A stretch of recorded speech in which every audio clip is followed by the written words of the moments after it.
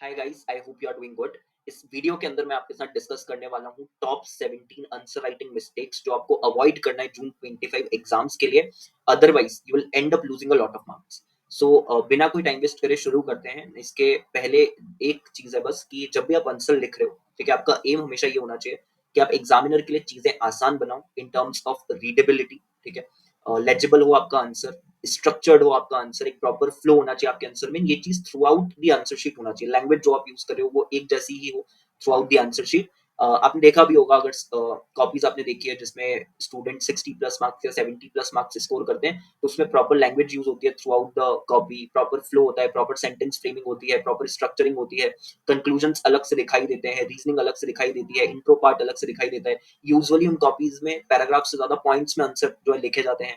ठीक है, तो ये सारी चीजें जो है वो कहीं ना कहीं मदद करती है, बिकॉज साइकोलॉजिकली एक इंप्रेशन आपका बनता है एग्जामिनर पे, एक पॉजिटिव इंप्रेशन बेसिकली आपका बनता है एग्जामिनर के ऊपर, and it becomes easy for the examiner evaluate करना आंसर्स को, उसके अकॉर्डिंगली अगर आपने सही कंटेंट लिखा है तो उसके बेसिस पे मार्क्स देना। सो ये एक चीज आपको ध्यान में रखनी है। अब डिस्कस करते हैं जो ये टॉप 17 आंसर राइटिंग मिस्टेक्स हैं। तो इसमें आप सबसे पहली मिस्टेक देखो, सबसे पहली मिस्टेक जो आप में से कई सारे स्टूडेंट्स करते हैं वो ये है कि कंक्लूजन को सेपरेट पैरा में नहीं लिखते। ठीक है, वो कंक्लूजन को या तो रीजनिंग का पैरा जहां पर खत्म हुआ है उसी के आगे उन्होंने कंटिन्यू कर दिया। ठीक है, जैसा आपको स्क्रीन पे भी दिख रहा है। तो आपको क्या करना है, कंक्लूजन का जो पैरा है वो हमेशा सेपरेट होना चाहिए, बिकॉज आप उसी चीज का आंसर प्रोवाइड कर रहे हो जो आपसे पूछी गई है क्वेश्चन के अंदर। तो वो चीज अलग से दिखनी चाहिए एग्जामिनर को। ऐसा ना हो कि एग्जामिनर को वो चीज ढूंढनी पड़ रही है, ठीक है, लाइनों के बीच में। अगर ऐसा होगा तो ऑब्वियसली एग्जामिनर की तकलीफ बढ़ेगी एंड फिर वो चीज कहीं ना कहीं आपको भी बैकफायर कर सकती है, बिकॉज पैरा के बीच में जब आप लिखते हो तो एग्जामिनर, देखो ऐसा तो नहीं होता है कि वो हर एक चीज लाइन बाय लाइन पढ़े। ठीक है, तो वो कई बार मिस भी कर सकते हैं। तो उस चक्कर में अगर आपने कंक्लूजन सही भी लिखा और वो मिस कर गए तो आपके मार्क्स जो है वो जा सकते हैं। इसीलिए हमेशा कंक्लूजन सेपरेट पैरा में होना चाहिए। उसके बाद सेकंड जो मिस्टेक है वो है कि आप स्पेसिफिक कंक्लूजन नहीं लिख रहे। स्पेसिफिक कंक्लूजन नहीं लिखने का मतलब क्या है कि अगर क्वेश्चन में आपसे पूछा है कि लेट से मिस्टर ए या मिस्टर बी विल सक्सीड और नॉट, तो आपको यही लाइन लिख करके आनी है एंड में कि yes mister A will succeed या no mister A will not succeed.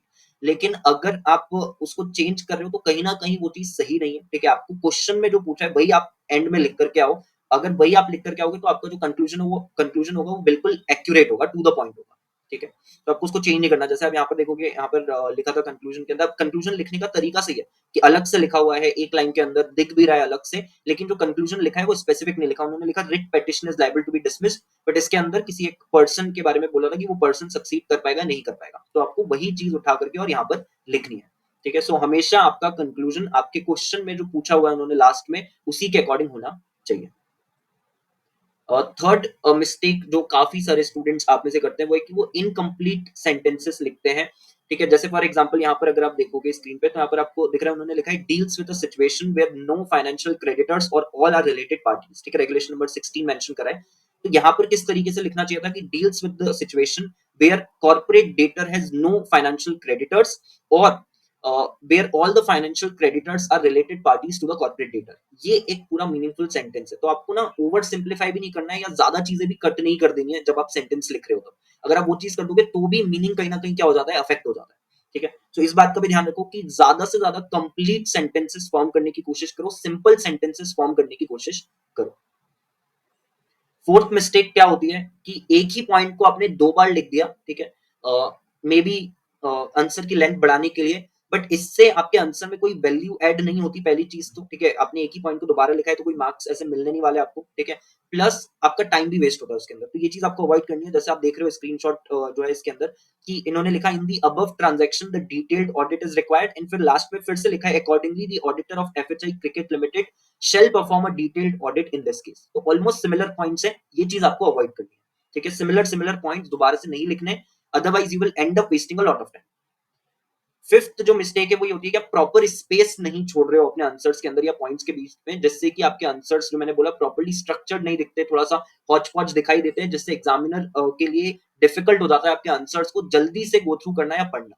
ठीक है, तो यहाँ पर आप जैसे देखोगे एपरेंट कंप्लायंस का इन्होंने जो है एक्सप्लेनेशन लिखा है तो आगे से ही लिख दिया, तो ऐसा नहीं करना आपको। ठीक है, आपको क्या करना है, ये हेडिंग डालनी है एपरेंट कंप्लायंस की, then leave one line and then फिर आप स्टार्ट करो राइटिंग द एक्सप्लेनेशन। ठीक है, जिससे कि रीडेबिलिटी आपके आंसर की और एनहांस होगी। एंड हमेशा कोशिश करो कि एक्सप्लेनेशन जब भी लिख रहे हो तो छोटे छोटे पॉइंट्स में आपको लिखना है। ठीक है, दो दो लाइन के पॉइंट्स या तीन तीन लाइन के पॉइंट्स जो होते हैं उसमें आप प्रोवाइड करो, वो और ज्यादा अच्छा लगता है, रीडेबिलिटी और ज्यादा आसान हो जाती है एग्जामिनर के लिए। जब भी आप पॉइंट्स लिख रहे हो, दो बुलेट पॉइंट्स, तब भी आप दो बुलेट पॉइंट्स के बीच में एक लाइन का गैप जो है वो दो, मतलब एक पॉइंट आपने लिखा, then leave one line and then start with the next point. ठीक है। सिक्स्थ जो आंसर राइटिंग मिस्टेक है वो है कि आप पूरे पूरे सेंटेंसेस नहीं लिख रहे, आप सिर्फ कीवर्ड लिख रहे हो। जैसे इसके अंदर कोर प्रिंसिपल्स पूछे गए थे इंटरनल ऑडिट के, तो इन्होंने क्या लिखा, जो भी कीवर्ड्स इन्होंने याद करे थे वही लिख दिया, जैसे इंटीग्रिटी, रिस्क मैनेजमेंट, बट यहाँ पर लिखना था इंटीग्रिटी के आगे डेमोन्स्ट्रेट इंटीग्रिटी। ठीक है। तो ये आपको ध्यान में रखना है कि सिर्फ कीवर्ड अगर आप याद करके गए हो तो ऐसा नहीं है सिर्फ कीवर्ड लिख देना है, सेंटेंस तो आपका पूरा होना चाहिए इंक्लूडिंग द कीवर्ड। ठीक है। तो वो पूरा सेंटेंस जो है उसमें ऑब्वियसली आप अपनी लैंग्वेज यूज कर सकते हो उसको फ्रेम करने के लिए, बट कीवर्ड उसके अंदर आप प्लेस कर दोगे। ठीक है। This is actually the entire idea when it comes to answer writing in the exams, कि खुद की लैंग्वेज यूज करनी है प्लस इन बिटवीन कीवर्ड्स को क्या करना है, प्लेस करना है। उसके बाद सेवेंथ जो मिस्टेक है वो है कि आप रीजनिंग लिख रहे हो दोबारा से कंक्लूजन के अंदर भी, तो ये नहीं करना आपको। ठीक है। ये चीज जो है आंसर राइटिंग फ्रेमवर्क डिस्कस करते वक्त भी मैंने बताई है कि आपको कंक्लूजन के अंदर रीजनिंग दोबारा से नहीं लिखनी। ठीक है। जब आपने लिखा कि hence mister A will succeed या mister A will not succeed, तो आगे इसमें और रीजंस मेंशन करने की जरूरत नहीं है, वो आपने ऊपर ऑलरेडी कर दिया बॉडी के अंदर जितने रीजंस आपको मेंशन करने थे। दोबारा से अगर आप करोगे फिर से टाइम लगेगा, प्लस उससे कोई फायदा नहीं हो रहा है। ठीक है ना, क्योंकि वहां पर अगर आपने प्रॉपर रीजनिंग ऊपर दे दी और उसी चीज को आप दोबारा से रिपीट कर रहे हो तो सेम चीज के दो बार मार्क्स तो मिलने नहीं वाले, तो टाइम भी वेस्ट हुआ एंड कोई वैल्यू एडिशन भी नहीं हो रहा आंसर के अंदर। ठीक है। तो ये चीज ध्यान रखना है। उसके बाद एट्थ वाली जो मिस्टेक है वो है कि आप इररेलेवेंट पॉइंट्स अपने आंसर में लिख रहे हो, जैसे कि यहाँ पर आप देखोगे पॉइंट आउट करा गया कि ये जो भी ऊपर बात लिखी गई है रेलेवेंट नहीं है। तो ऐसे जो भी पॉइंट्स है वो आपको अवॉइड करने, इररेलेवेंट चीजें नहीं लिखनी। ठीक है। अगर आपको नहीं आता है, ठीक है, कोई आंसर, तो उसमें जरूर आप लिख सकते हो जो भी आपको आ रहा है मन में, टू टेक द चांस कि यार कभी सही हो जाए। ठीक है। लेकिन जहां पर आपको आता है उसमें आप फिर ज्यादा ओवर जाने की कोशिश मत करो। ठीक है। टू द पॉइंट लिखो और आगे बढ़ जाओ, तो ही आपका जो पेपर है वो सही टाइम पर खत्म भी होगा, प्लस आपका पेपर जो उसकी क्वालिटी भी अच्छी होगी। ठीक है। उसके बाद नाइन्थ जो मिस्टेक है ये भी बहुत इंपॉर्टेंट है कि जहां पर भी जिन भी आंसर्स में हेडिंग्स है, अगर आप मॉड्यूल में कोई चीज पढ़ के गए हो और उसमें हेडिंग्स प्रोवाइड करी गई थी तो उन हेडिंग्स को एलिमिनेट मत करो। जैसे आप यहाँ पर अगर देखोगे तो इन्होंने हेडिंग्स को एलिमिनेट कर दिया। ठीक है। लाइटिंग, टेम्परेचर, ह्यूमिडिटी, ये हेडिंग्स डाल करके फिर इनका एक्सप्लेनेशन प्रोवाइड करना है। हेडिंग्स आपको हटानी नहीं है, बिकॉज अगर हेडिंग्स मॉड्यूल के अंदर है, ठीक है, किसी टॉपिक के अंदर, और उसी से रिलेटेड क्वेश्चन पूछा है तो वो सेम हेडिंग्स आपके सजेस्टेड आंसर्स में भी होंगी जो आईसीएसआई प्रिपेयर करेगा। तो अगर वो हेडिंग्स आपके आंसर में नहीं दिखाई दी तो तुरंत एग्जामिनर को ऐसा लगेगा कि यार आपका आंसर जो है वो थोड़ा सा अलग है सजेस्टेड आंसर से। ठीक है। सो हेडिंग्स होनी चाहिए जहां पर भी प्रोवाइड करी गई है टॉपिक्स के अंदर। ऑल्सो इसी से रिलेटेड टेंथ मिस्टेक है कि आप प्रॉपर हेडिंग्स नहीं लिख रहे। ठीक है। नाइन्थ वाली तो ये थी कि आपने हेडिंग्स लिखी ही नहीं। टेंथ वाली ये कि आप हेडिंग्स लिख रहे हो बट एग्जैक्ट हेडिंग्स नहीं लिख रहे जो आपने टॉपिक में पढ़ी हुई है मॉड्यूल के अंदर, तो वो एग्जैक्ट हेडिंग्स आपको लिखनी है, इसलिए हेडिंग्स को आप प्रॉपरली लर्न करके जाओगे। ठीक है। उसके बाद हेडिंग्स आपने सही लिखी बट एक्सप्लेनेशन सही नहीं लिखा। पहले यूजुअली क्या होता था कि अगर आपने हेडिंग सही लिख दी तो अभी भी वैसे आप लोग ये सोचते हो कि अगर हम हेडिंग सही लिख देंगे तो एक्सप्लेनेशन हम अपने वर्ड्स में लिख देंगे एंड हमको मार्क्स मिल जाएंगे, बट आजकल ऐसा नहीं हो रहा है। ठीक है। वो पढ़ते हैं एक्सप्लेनेशन को भी, और हेडिंग तो ऑब्वियसली वो देखते ही देखते हैं, बट एक्सप्लेनेशन भी पढ़ते हैं, तो आपको एक्सप्लेनेशन भी प्रॉपर लिखना है। कोशिश करो कि जब आप एक्सप्लेनेशन लिख रहे हो तो आप एक्सप्लेनेशन जो है, ठीक है, उसको इस तरीके से लिखने की बजाय जैसा कि आपको स्क्रीन पर दिख रहा है, ठीक है, आप पॉइंट्स में उसको लिखो। ठीक है। मल्टीपल पॉइंट्स में आप एक्सप्लेनेशन लिखो। अगर मल्टीपल पॉइंट्स में आप लिखोगे तो एग्जामिनर के लिए उसको रीड करना बहुत आसान हो जाएगा, इन चेक करना बहुत आसान हो जाएगा, उसको तुरंत पता चलेगा कि जो चीज सजेस्टेड आंसर में वो आपने लिखी है या नहीं लिखी। ठीक है। सो एक्सप्लेनेशन हमेशा आपको प्रॉपर लिखना है। ऐसा नहीं होता कि आप कुछ भी लिख दो हेडिंग सही लिखने के बाद। ठीक है। अगर आप कुछ भी लिखोगे हेडिंग सही लिखने के बाद तो एक्सप्लेनेशन के मार्क्स आपके कट जाएंगे, हेडिंग्स के मार्क्स आपको मिल जाएंगे। अच्छा, लॉन्ग पैरास, ट्वेल्थ मिस्टेक ये कि आप बड़े बड़े पैरास मत लिखो। जैसे आप स्क्रीन पे देख रहे हो काफी बड़ा पैरा जो है वो उन्होंने लिखा है, राइट।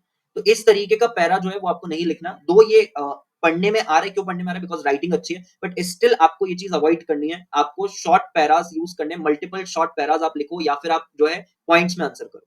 ठीक है। 13 जो मिस्टेक है वो है कि क्वेश्चन आप जल्दी जल्दी पढ़ रहे हो, जिसमें आपने क्या करा कि क्वेश्चन के अंदर तीन चीजें पूछी गई थी बट आपने फटाफट पढ़ने के चक्कर में लास्ट वाली जो चीजें बस वही पढ़ी, या पहली वाली जो चीजें वही पढ़ी, बीच में जो थी वो मिस कर गए एंड वही लिख करके आ गए एग्जाम में। फिर बाद में जाकर के आपको पता चला कि अरे यार इसके अंदर तीन चीजें पूछी थी और मैंने तो सिर्फ एक ही लिखी है, दो ही लिखी, तीनों लिखी नहीं। तो ये काफी बार होता है जब आपसे एक ही क्वेश्चन के अंदर मल्टीपल चीजें पूछी जाती है। ठीक है। एक ही पैराग्राफ वाला क्वेश्चन है और उसी के अंदर उन्होंने तीन चीजें मेंशन करी है कि इसको एक्सप्लेन भी करो या उसको डिफाइन भी करो, उसके एलिमेंट्स भी बताओ और फिर ये चीज कैसे अप्लाई होती है वो भी बताओ। जैसे इस तरीके की तीन चीजें पूछ ली, तो आप जल्दीबाजी में अगर आपने नहीं पढ़ा है क्वेश्चन ढंग से या मार्क नहीं करा कि क्या तीन चीजें पूछे, तो आप मिस कर जाओगे कोई ना कोई सी। ठीक है। उसमें आपके मार्क्स सीधे सीधे क्या हो गए, चले गए। तो ये चीज भी आपको अवॉइड करना है कि क्वेश्चन आपको ढंग से पढ़ना है, पेंसिल हमेशा आपके पास होनी चाहिए हाथ में, एंड जब आप क्वेश्चन पढ़ रहे हो आप मार्क कर लो कि कितनी चीजें पूछी गई है इसके अंदर, ठीक है।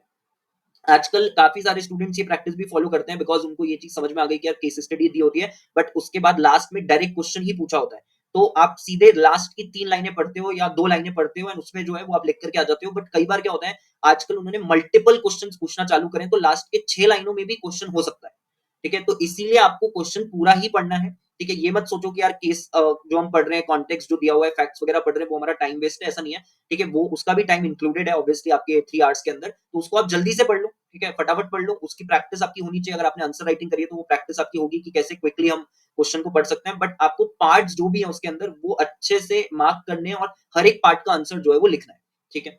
उसके बाद क्वेश्चन आप सही तरीके से नहीं समझ पाए, ठीक है, आपने क्वेश्चन पढ़ा, ठीक है, आपको ऐसा नहीं है कि आप ने कोई चीज मिस कर दी, ठीक है, कोई पार्ट आपने मिस कर दिया, वो नहीं, आपने सारी चीजें पढ़ ली, क्वेश्चन पूरा पढ़ लिया, बट अब क्लिक नहीं हो रहा है, या जो भी चीज क्लिक हुई आपको गलत क्लिक हो गई कि यार ये अच्छा इस टॉपिक से आया हुआ है, या इसमें ये चीज लिखनी है, बट बाद में पता चला नहीं यार इसमें तो दूसरी कोई चीज लिखनी थी, दूसरे कुछ पॉइंट्स लिखने थे, तो वो जो होता है, ठीक है, वो आपको मेक श्योर करना है कि ना हो, ठीक है। अगर एक दो आंसर में होता भी है तो इट्स एब्सोल्युटली फाइन, क्योंकि कई बार क्वेश्चन डिफिकल्ट आ जाते हैं या इनडायरेक्ट आ जाते हैं, कंफ्यूजिंग थोड़ा सा आ जाते हैं, ठीक है, कंफ्यूजन क्रिएट करने की कोशिश करते हैं, वर्ड प्ले करने की कोशिश करते हैं कई बार, तो इट्स फाइन एक दो के अंदर अगर हो रहा है, बट मेजोरिटी के अंदर हो रहा है तो फिर वो चीज गलत है, आपका कहीं ना कहीं कंप्रहेंशन जो है क्वेश्चन का वो सही नहीं है, ठीक है। तो अगर आपने आंसर राइटिंग करी होगी तो ऑब्वियसली कंप्रहेंशन वाला जो पार्ट है वो आपका कवर हो गया होगा उसके अंदर, ठीक है, उसकी भी प्रैक्टिस आपकी हो गई होगी, बट क्वेश्चन पढ़ते वक्त ध्यान रखना है कि अगर पहली बार पढ़ा और क्लियर नहीं हुआ तो आप दोबारा से पढ़ो, सही से समझो एंड फिर ही आंसर लिखो, ठीक है। हेस्टिली एक्ट नहीं करना वहां पे, वरना इन केसेस में क्या होता है, सीधे सीधे आपके मार्क्स चले जाते हैं। उसके बाद 15th जो आपकी मिस्टेक है वो है कि आप शॉर्ट फॉर्म्स का यूज कर रहे हो जो कॉमनली यूज्ड शॉर्ट फॉर्म्स नहीं है, ठीक है। तो कॉमनली यूज शॉर्ट फॉर्म्स का यूज मत करो, एंड ऑल्सो जब आप आंसर लिख रहे हो मेन पॉइंट्स को कट नहीं करना है, मेन पॉइंट्स आपके आंसर में होना चाहिए, अदरवाइज आपके आंसर की सफिशिएंसी या कंप्रहेंसिवनेस कॉम्प्रोमाइज हो जाती है ना, आपके मार्क्स कट हो जाते हैं, ठीक है। 16th मिस्टेक जो है वो है कि आप इलेजिबली लिख रहे हो, चीजें समझ में नहीं आ रही है, आपने जो भी लेटर लिखा है, वर्ड लिखा है, वो क्लियर ही नहीं हो रहा है, पढ़ने में ही नहीं आ रहा है, बहुत दिमाग लगाना पड़ रहा है उसको पढ़ने में। तो इस केस में क्या होता है, एग्जामिनर के लिए बहुत डिफिकल्टी हो जाती है, बिकॉज उनको बहुत सारी कॉपीज चेक करनी है, ठीक है। वो ऐसा तो है नहीं कि आपकी कॉपी पे आधा घंटा जो है स्पेंड करेंगे, ठीक है, उसी चीज को पढ़ने के लिए, नहीं होगा ऐसा। तो इसीलिए कोशिश ये करनी है कि जब भी लिख रहे हैं, इवन अगर आपकी आंसर राइटिंग मतलब आपकी हैंड राइटिंग अच्छी नहीं है, ठीक है, तो चलेगा, बट कोशिश बस ये करो कि इस तरीके से लिखो कि वर्ड क्या लिखा है वो समझ में आ जाए, पढ़ने में आ जाए, ठीक है। अब यहाँ पर आप देखोगे स्क्रीनशॉट आपको दिख रहे हैं, कई सारे ऐसी चीजें लिखी गई है, ठीक है, जो चीज क्लियरली समझ में नहीं आ रही है ना, पॉइंट आउट करा गया एरोस के थ्रू कि क्या क्या चीजें ऐसी है जो इलेजिबल है, तो ये नहीं होना चाहिए। आपके वर्ड्स जो है वो क्लियर होने चाहिए, एंड सामने वाले के लिए आसान होना चाहिए कि वो उसको पढ़ सके और समझ सके। एंड जो लास्ट मिस्टेक है वो है कि आप कंप्रेहेंसिवली नहीं लिख रहे, कंप्रेहेंसिवली न लिखने का मतलब है आप सारे पॉइंट्स लिख करके नहीं आ रहे हो, ठीक है। तो ये कब होता है, जब आपका रिटेंशन वीक होता है या आप रिकॉल नहीं कर पा रहे हो, तो ऑब्वियसली उस केसेस में ये चीज होती है, बट ये चीज आपको अवॉइड करनी है, स्पेशली ये चीज आपको ओपन बुक में अवॉइड करनी है, ठीक है। बाकी तो चलो कोर्स सब्जेक्ट में समझ में आता है कि यार हम याद करके जा रहे हैं, तो हो सकता है कि पॉइंट कई बार याद ना आए और हमको मन से लिखना पड़े, या कुछ पॉइंट्स हमसे छूट जाए, ठीक है, आंसर में हम ना लिख पाए, तो वो चीज ठीक है। लेकिन ओपन बुक की अगर मैं बात करूं तो ओपन बुक के अंदर ये चीज नहीं होनी चाहिए कि आप कंप्रहेंसिवली लेकर के नहीं आ रहे हो। यूजुअली एमसीएस जैसे सब्जेक्ट के अंदर, ठीक है, या आईबीसी जैसे सब्जेक्ट के अंदर, सीएसआर के अंदर, ठीक है, यूजुअली क्या होता है कि आप लोग जो भी रीजनिंग वाला पार्ट होता है ना वो बहुत कम लिख करके आते हो। जैसे एमसीएस में बच्चे बहुत ज्यादा फोकस, मतलब एक एक पेज के facts of the case, legal issue involve, ये सारी चीज लेके आते हैं, बट जब बात आती है एप्लीकेबल केस जो है वो लिखने की है, या जो जजमेंट है वो लिखने की, तो वो बहुत शॉर्ट में एक या दो पैरा में खत्म कर देते हैं, ठीक है। बट मॉड्यूल में अगर आप उसकी लेंथ देखो तो हो सकता है कि ज्यादा हो, एंड इसीलिए आपको दिखता है कि सजेस्टेड आंसर भी काफी बड़े बड़े होते हैं, ठीक है। तो ये बात का आपको ध्यान रखना है कि आप कंप्रहेंसिवली आंसर लिख करके आओ, अगर कंप्रहेंसिवली आप आंसर लिख करके नहीं आओगे तो आपको जो पर आंसर मार्क्स मिलने वाले हैं वो आपके लिमिटेड हो जाएंगे टू 2 मार्क्स और 2.5 मार्क्स, ठीक है। एंड फिर अगर मेजोरिटी में यही चीज हो रही है तो ऑब्वियसली स्कोर आपका ओवरऑल जो है वो अफेक्ट होगा, ठीक है। सो ये बेसिकली 17 आंसर राइटिंग मिस्टेक्स हैं जो आपको ध्यान में रखनी है। आई होप कि आपको क्लैरिटी मिल गई है, ठीक है। जो स्क्रीनशॉट लगाए हुए हैं, ठीक है, वो आप ध्यान से देखोगे तो आपको और अच्छे से समझ में आएगा कि क्या चीज अवॉइड करनी है। आई होप कि आपको ये वीडियो वैल्यूएबल लगा होगा, ठीक है। एंड अगर आपको ये वैल्यूएबल लगा है तो प्लीज मेक श्योर कि आप इसको लाइक करो एंड शेयर करो, ठीक है, दूसरे स्टूडेंट्स के साथ, जिससे उनको भी इन मिस्टेक्स के बारे में पता चले, एंड वो भी इन मिस्टेक्स को बेसिकली अवॉइड कर सके जून 25 एग्जाम्स में to score high marks. Thank you so much for watching this video and I will see you in the next one.